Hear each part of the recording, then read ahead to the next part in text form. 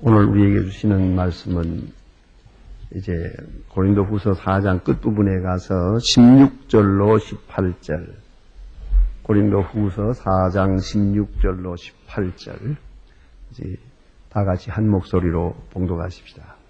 그러므로 우리가 나지 아니함 그 사람은 후패하나 그 속은 날로 새롭도다. 우리의 잠시 받는 환난에 경한 것이 지극히 크고 영원한 영광에 중한 것을 우리에게 이루게 함이니 우리의 돌아보는 것은 보이는 것이 아니요 보이지 않는 것이니 보이는 것은 잠깐이요 보이지 않는 것은 영원함이니라. 아멘. 아주 귀한 말씀 오늘 본문에서 읽었습니다. 이제 이 본문 가운데 이미 보셔서 아시겠습니다만은 이것은 사도 바울의 아주 참 놀라운 생명에 대한 메시지입니다. 도대체 생명이 뭐냐? 또 그 생명을 우리가 어떻게 살아가야 하느냐 하는 문제에 대해서 말씀하고 있습니다. 그러니까 인생관이요. 다른 말로는 신앙적 인생관, 그리스도인의 인생관 이런 것을 우리에게 설명해 주고 있습니다. 이 본문 가운데 보면은 먼저 우리가 인정해야 될 것은 현실과 사실을 사실대로 인정한다는 것입니다. 여기에 기독교 교리에 특별한 점이 있습니다. 자, 길을 아니라고 하든가, 아닌 것을 길라고 해서는 안 됩니다. 또 말하자면 분명히 죽는 사람인데 안 죽는다고 그러고, 또 안 죽을 사람인데 죽는다고 하든 그건 잘못이거든요. 오늘 본문에 보는 대로 사실을 사실대로 인정해요. 그 사람은 후패합니다. 인생의 죽음을 말하고 있습니다. 인생의 죽음을 현실적으로 받아들이고 있습니다. 그러면서 생명적, 역설적 이치를 설명하고 있는 것이옵니다. 생명은 역설적 진리다 는 말이 있는데 사실로 가만히 생각하면 역시 파라독스적인 그런 논리 구조를 생명의 세계에서 읽을 수 있습니다. 생명 자체가 참으로 신비한 것입니다.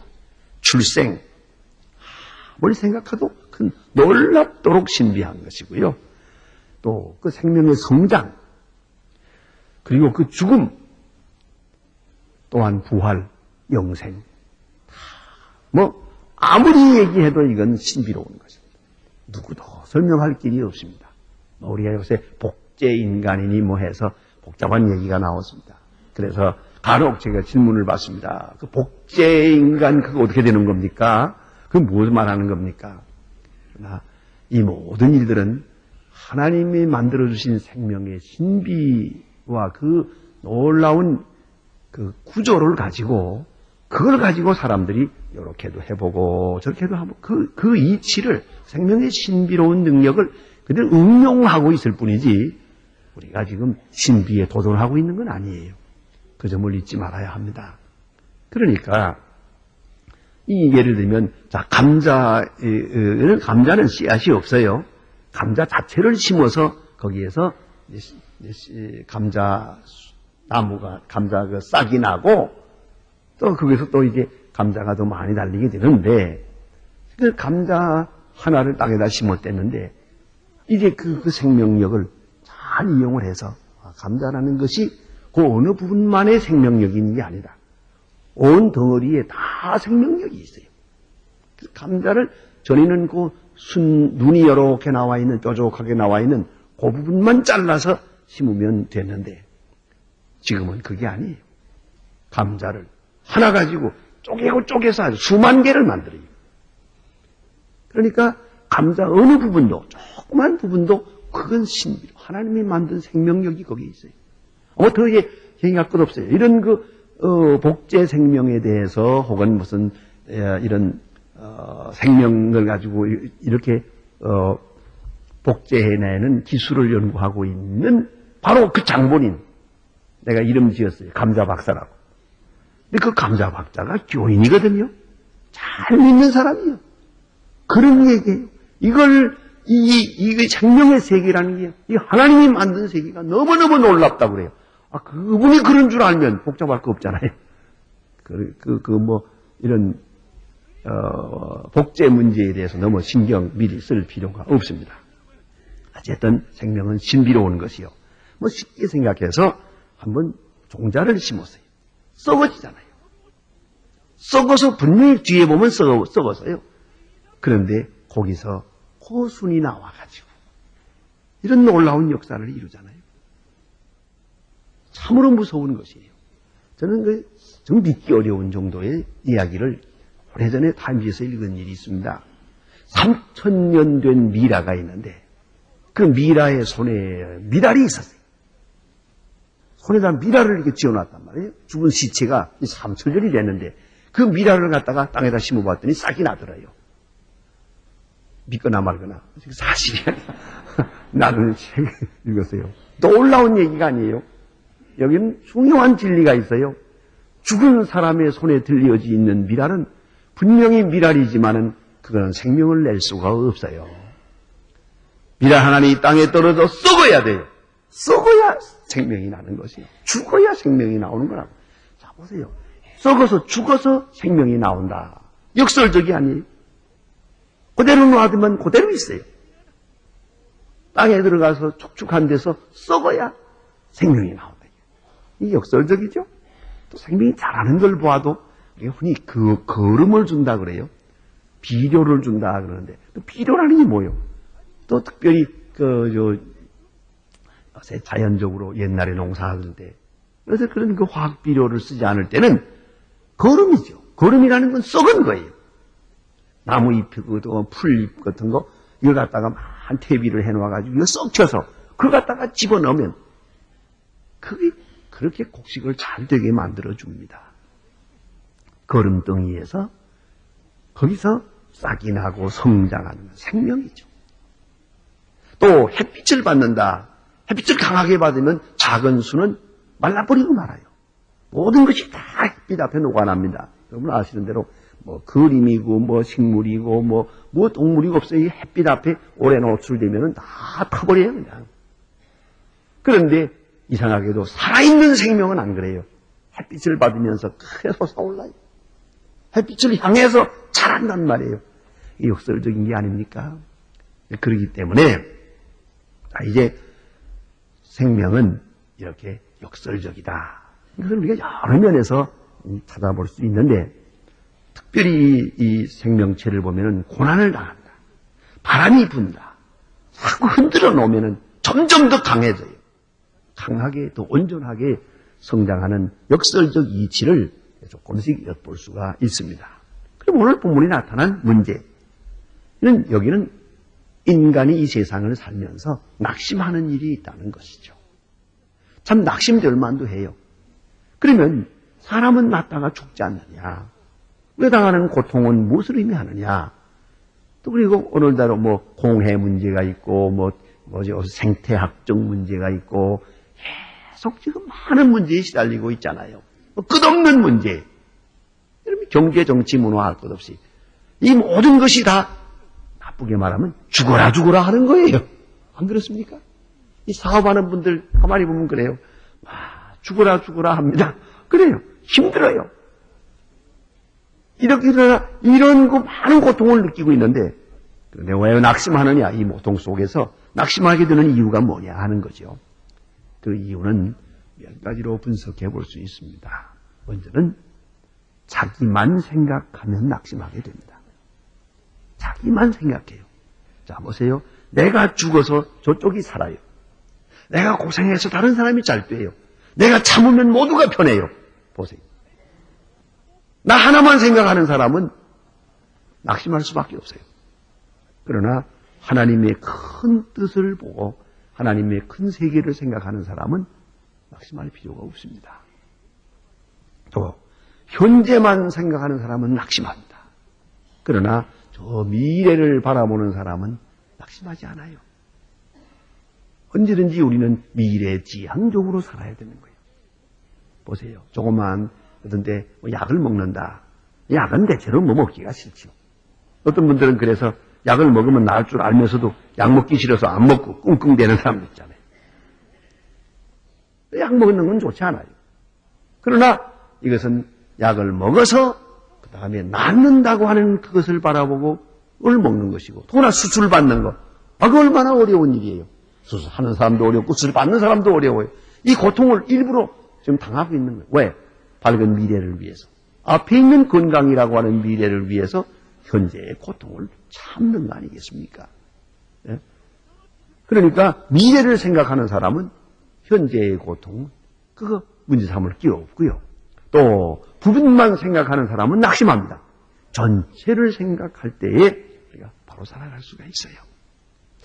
요새 참 우리 교회 앞에 이렇게 일방도로를 만들어 놔서 참 어려움이 많습니다.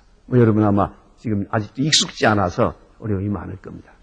어제도 제가 이렇게 나가다 보니까 차가 들어와요. 그래서 마침 창문을 열렸더니 여기 이거 일방도로인데 이게 들어오면 되나 하고 젊은 사람 보고 얘기했더니 그래 미안합니다. 난 그럴 줄 알았더니 안 그래요. 적당히 가면 되잖아요. 그래서 원 세상에 이거 야란 났구만 이거 야란 큰일 났구나 이런 생각을 해서요. 적당이라니 이게 안 되는 거죠. 자, 우리 조금 불편하죠. 나 하나 조금 불편하면 전체가 다 좋아요. 이거 분명히 알아야 됩니다. 마지막에는 나도 좋아요. 그런데 나 하나 순간적으로 편하겠다고 드는 날이면은 왕창하는 거죠. 전체가 다 고생을 하는 거예요. 그렇지 않습니까? 그러니까 나 하나만 생각하는 사람, 부분만 생각하는 사람은 항상 불만이야. 그러나 나 하나가 조금 참고 조금 불편함을 견디면은 전체가 다 질서가 잡히고 다 조화를 이룬단 말이죠. 이걸 생각하면은 이거 좀 돌아가면 어떠노? 그런 걸 알아야 돼요. 이건 참 문제예요. 도대체 법이라는 게 뭐냐? 법은 우리 자신을 위하는 거, 우리를 자유케 하려고 하는 거예요. 그러나 여러분 꼭 잊지 마세요. 법을 어길 때는 그 사람은 식민지 문화에서 벗어나지 못한 인간이요. 식민지 문화에 사는 사람은 법은 전부 나를 괴롭히기 위해 있다 생각하거든요. 그러나 주권 국가에 사는 사람은 아니요. 모든 법은 나를 위해 있는 거예요. 이런 철학을 가진 사람은 법이라는 어떤 법이든지 지키기를 즐겨하는 거예요. 그러나 식민지 문화에서 아직도 해하지 못한 이런 사람은 어떻게 해서라도 벗어나는 기다라는 거야. 맞아. 신나는 거야. 그게 얼마나 창피한 일이라는 걸 좀 아셔야 됩니다. 그러니까 부분만 생각하면 안 돼요. 전체를 생각해야 되고 또 육체적인 쾌락만 생각하면 안 됩니다. 그러면 육체적인 쾌락은 자꾸 사라지고 있잖아요. 여러분 아무래도 이건 낙심하지 않을 수가 없어요. 여러분 특별히 여자분들은 아침마다 거울마저 앉아가지고 찍어 바르지만은 거울도 이제나마 이제쯤은 보기 싫을 거려. 우선 사진 찍기가 싫어지니까 그렇잖아요. 그 사진을 찍어서 뭐래? 내가 왜 배경소 주냐? 그렇잖아요. 그런 게 된다니까요. 그 양로원에 가서 사진 찍지 마세요. 그건 아주 되게 싫어하는 거예요. 남편은 쥐도 모르고 그냥 들이대고 찍으려고 그러는데 잘못이거든요. 그러니까 자, 육체는 자꾸 쇠하고 있잖아요. 육체가 쇠하고 늙어가고 있다. 이것만 생각하면은 기가 막히죠 뭐. 이거 정말 이거 숨이 막힐 일이에요. 이대로 살아서 뭘 하나? 뭐 장수 좋아하네. 장수 살아서 뭘 하는가 그거. 그렇지 않습니까? 내가 오늘 아침에 차를 몰고 가다가 자동차 안에서 재미있는 얘기 들었는데 아마 두고두고 여러분 잠 못 자고 웃을 거예요. 그런데 재미있는 얘기를 하더라고요. 어느 사람이 불로초를 굴에다가 온 동리가 화목하게 나누어 먹었대요. 사람들이 안 죽는 거예요.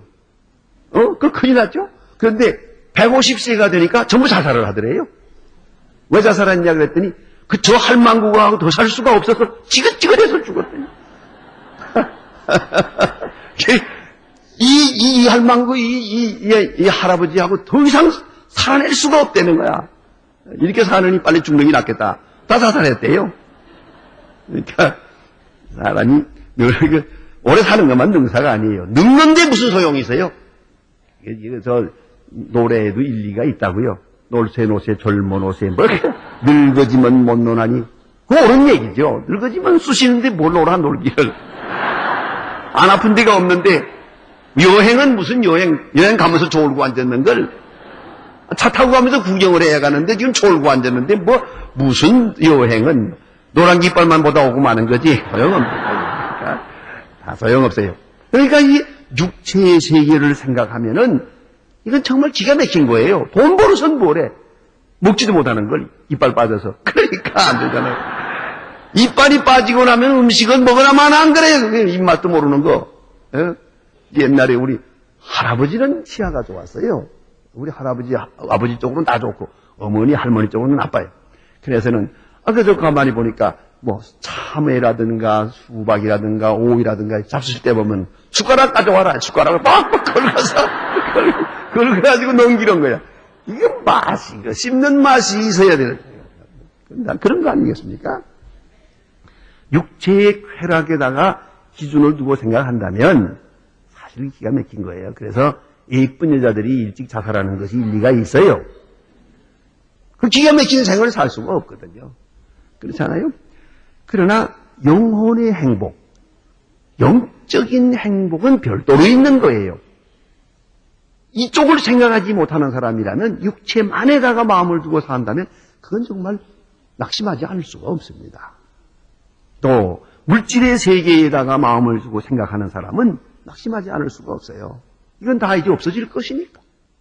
곧 떠나야 되지 않습니까? 사라지지 않습니까? 그런가 하면 하나님의 뜻을 생각할 때, 크고 위대한 뜻을 생각할 때에 비로소 우리가 낙심하지 않을 수가 있고, 겉만 보는 사람은 낙심해요. 속을 보아야 돼요. 지난 시간에 말씀드린 것처럼 질그릇이에요. 사람은 질그릇이지만 그 속에 보화가 있지 않습니까? 보화가 담겨 있거든요. 그런 거로 낙심하지 않고요. 없어지는 형체만 생각하면 낙심합니다. 그러나 새롭게 생기는 미래를 생각해야죠. 멀어지는 세상 생각할 게 아니에요. 다가오는 한나라를 생각하죠. 가까워오는 하나님의 세계를 생각할 수 있어야 비로소 낙심하지 않을 수가 있다. 무너지는 것을 생각하면 낙심합니다. 세워지는 것을 생각해야 합니다. 유명한 어거스틴의 말이 있습니다. 시티 오브 가드를 쓰게 된 신의 도성이라고 하는 책을 쓰게 된 동기가 거기에 있다고 합니다. 신성 로마 제국으로 말미 제국이 영원할 줄 알았는데 골트족의 만족의 침입으로 무너집니다. 신성 로마 제국이 무너지는 걸 보면서 그는 고민에 빠집니다.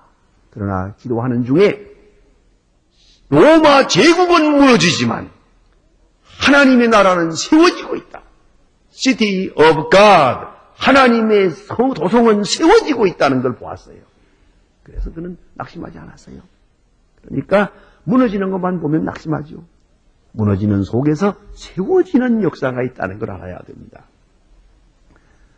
요새도 우리나라가 아주 어지럽고 그렇습니다만 낙심하지 마세요. 이 모든 소용돌이를 통해서 밝은 미래보다 더 앞에 있는 세계가 다가오고 있으니까요. 또 잃어버리는 것만 생각하면 낙심할 수밖에 없죠. 그러나 여러분 잃어버리면서 얻는 게 많아요. 때로는 재산을 잃어버리면서 믿음을 얻고 건강을 잃으면서 지혜를 얻고 어떤 사람은 아주 모든 것을 다 잃어버린 것 같은데 모처럼 사랑과 화목을 얻어요. 더욱 중요한 것은 겸손을 얻어요.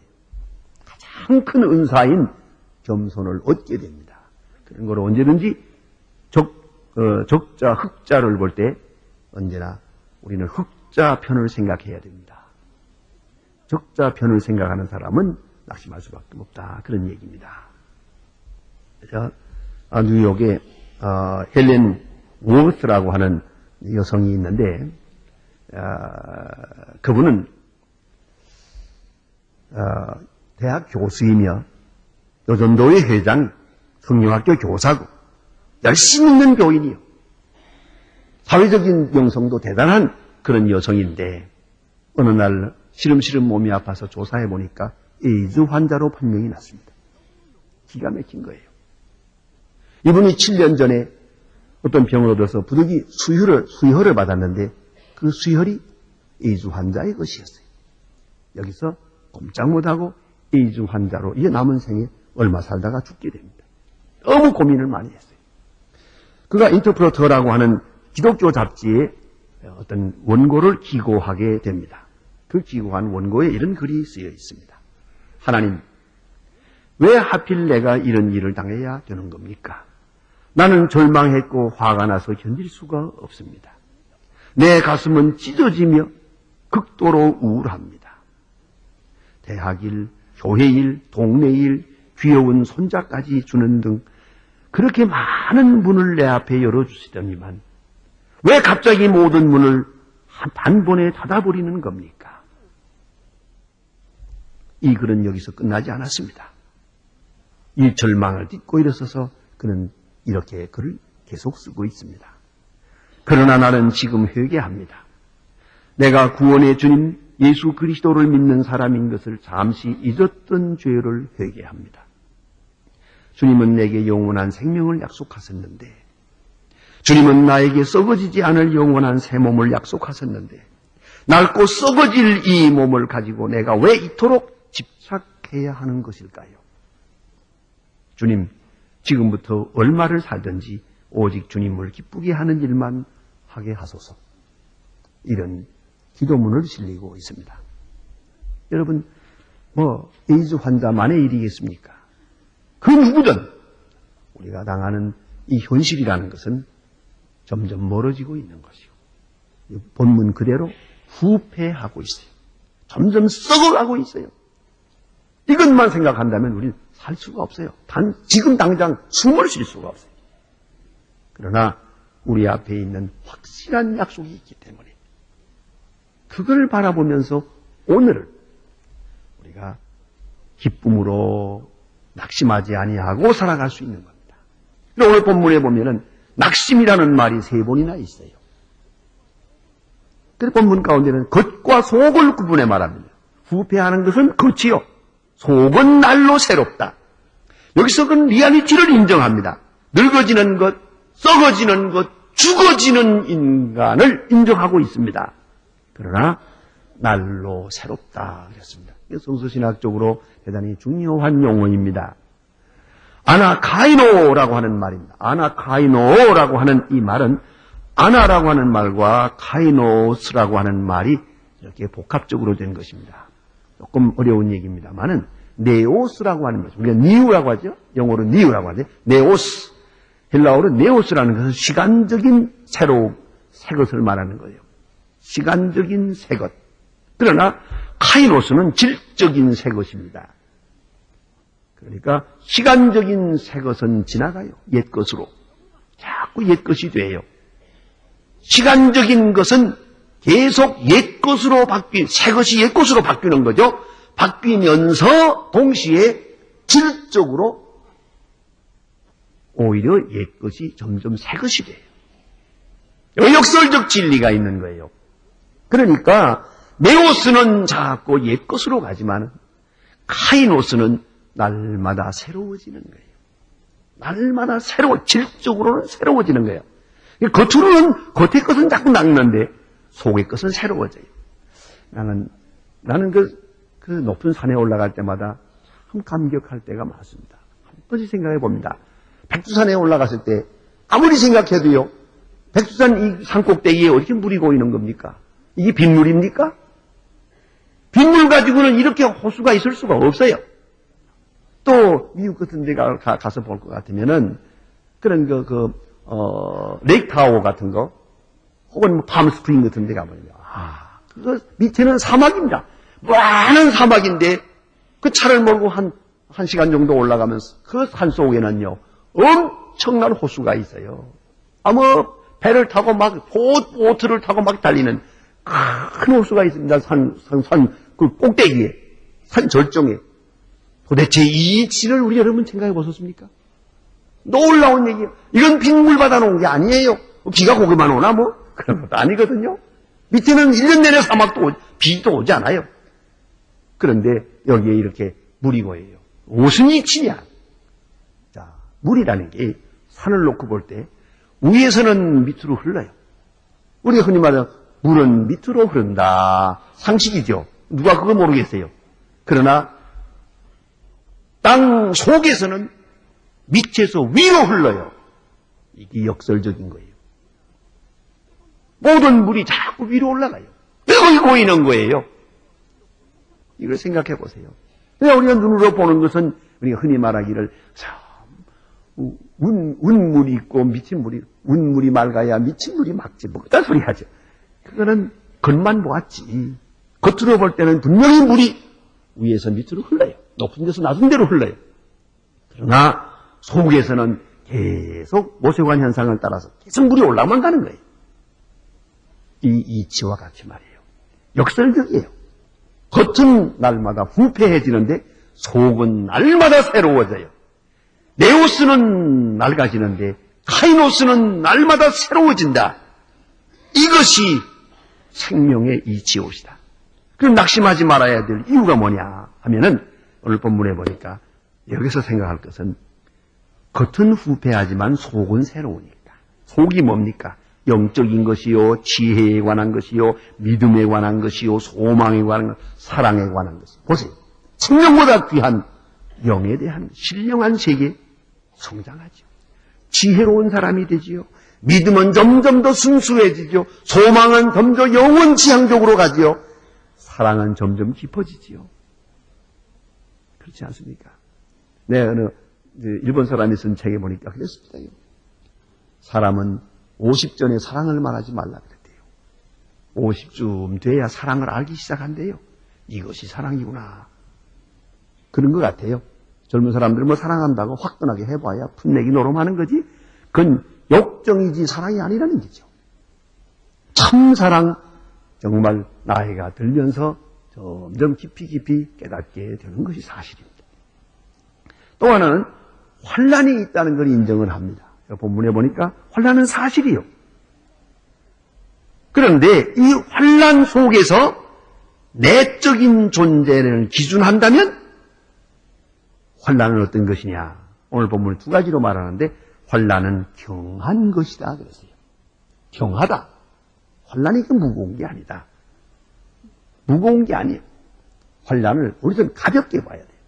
너무 무겁게 생각할 것 없어요. 왜요? 내 영혼 내, 이 내적 존재에 대해서는 하등의 관계가 없으니까. 좀 괴로움 좀 당해봐야 좀 배 좀 고픈 거고, 조금 추운 거고, 조금 더 일찍 죽을 수도 있고, 그런 거지. 이거 중요한 게 아니니까. 세상적 환난을 경하게 보는 것이요. 가볍게 보는 의식이 필요하다. 가볍게 봐야 된다.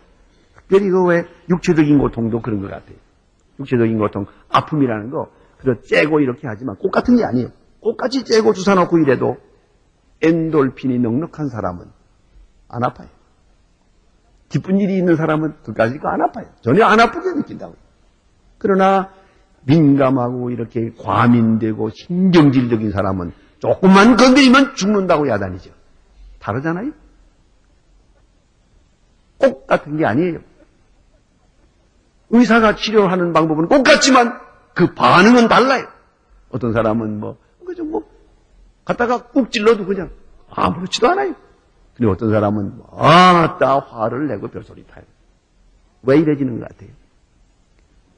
엔돌핀이 없기 때문에. 엔돌핀이 뭡니까? 엔토몰핀이에요.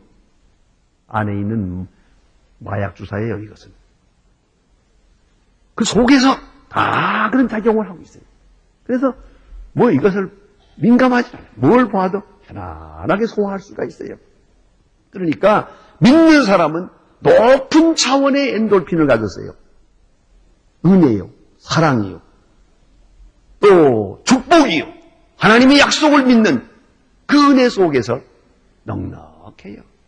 이만한 거 그거 가지고 그렇게 고통스러울 게 없어요. 그래서 환난은 경한 것이다 그랬고요. 또 하나는 있어요. 잠시뿐이다 그랬어요. 잠깐 환난은 어떤 환난이든지 잠시뿐입니다. 왜요? 내가 육체가 살아있는 동안 뿐이니까.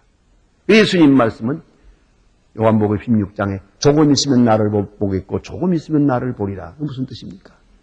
조금 있으면 못 본다는 게 십자가를 말하는 거예요. 예수님은 십자가 사건도 경하게 보았어요. 무겁게 보지 않았어요. 대부분 고통을 무겁게 보는 사람은 자기만 괴로워하는 게 아니에요. 남까지 괴롭혀요. 주변 사람을 다 못 살게 굴어요.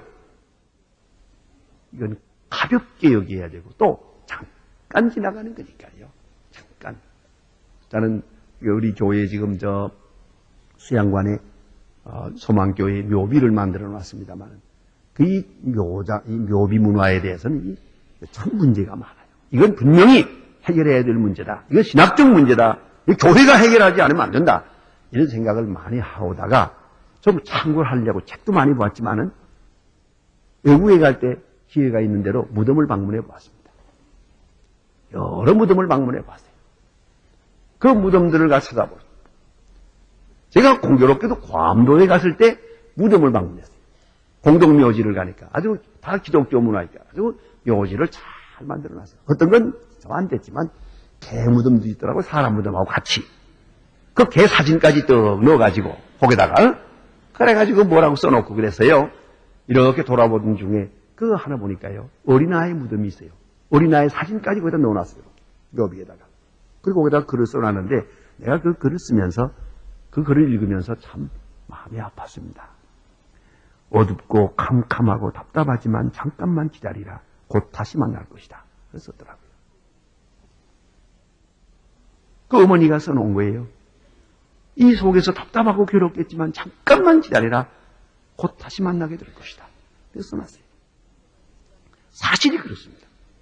우리가 죽음이라는 걸 가지고 서로 이별하지만은 잠깐이죠. 잠깐 후에 다시 만날 거예요. 그러니까 우리는 모든 고통, 모든 고난은 잠깐 지나가는 거예요. 별거 아니에요. 여러분 혹 죽음에 대해서 너무 걱정하세요? 보통 아픈 것도 이렇게 힘든데 얼마나 아프면 죽을까? 힘들 것이다. 제가 미리 말씀드릴게요. 걱정하지 마세요. 잠드는 것과 같으니까요. 죽음, 생명의 세계는 의식의 세계입니다. 여러분 밤에 자는 것처럼 졸리다가 깜빡 자는 거 그렇게 될 테니까 아무 걱정하지 마시고요. 죽는 거 너무 걱정하지 마세요. 미리 벌벌 떨고 그럴 것 없어요. 잠깐이요. 이걸 꼭 잊지 말아야 합니다. 또 반대로 영광은 중하다 그랬어요. 환난은 가볍고 영광은 중한 무거운 것이다. 크다. 크고 무거워요. 그러니까 이 영광에 의해서 모든 것을 소화하는 거예요. 영광으로 우린 가득 차 있어요. 고통은 잠깐이고 조금이고 영광은 크고 놀랍고 영원한 것이다 이 말이에요. 이렇게 믿고 이 안에 사는 것이 그리스도이냐 말이에요. 그래서 영광은 장차받을 영광은 크고 놀라운 것이고 무거운 것이다. 중한 것이다. 약속의 세계를 이렇게 설명하고 그 다음에 이 두 세계를 연결합니다. 받는 환난과 받을 영광은 유관하다는 것이에요. 이게 관계가 있어요. 아주 중요한 말씀이에요. 내가 오늘 환난을 받아요. 특별히 의로운 환난, 그리스도를 위한 환난, 순교적 환난, 예수를 위하여 고난받는 환난, 이런 환난을 만약 당한다면 질적으로 높은 그런 고난을 당했다고 합시다. 당하시면 앞에 있는 영광이 더 크단 말이에요. 더 크게 받아지는 거예요. 그걸 잊지 말아야 돼요. 그러니까 내가 씨를 뿌리듯이 내가 이 환난에서 씨를 뿌려놓으면 한나라에서 거두게 되는 거예요. 그리스도인으로서의 당하는 고난의 그 분량, 그것이 장차 한나라에 가서는 큰 영광으로 거두어져요. 그래서 영광에 중한 것을 이루게 한다. 이룬다 그랬어요. 이룬다. 대단히 중요한 얘기 아닙니까? 그런 거로 우리는 이 고통당하는 거 슬퍼할 것도 없어요. 문제는 이 고통을 내가 어떻게 감당하느냐, 어떤 의미의 고난을 당하느냐, 그것이 문제예요. 어떤 목적으로, 어떤 뜻으로 고난을 소화하느냐, 그것만이 중요해요. 그리하면 더 크고 놀랍고 무거운 영광을 얻는 근거가 된다는 것이에요. 그걸 아주 깊이 생각해야 됩니다. 이렇게 될 때에 오늘 본문에서 마지막 결론을 보게 됩니다. 그런 거로 우리의 돌아보는 것은 보이는 것이 아니요 보이지 않는 것이니 보이는 것은 잠깐이요 보이지 않는 것은 영원함이니라.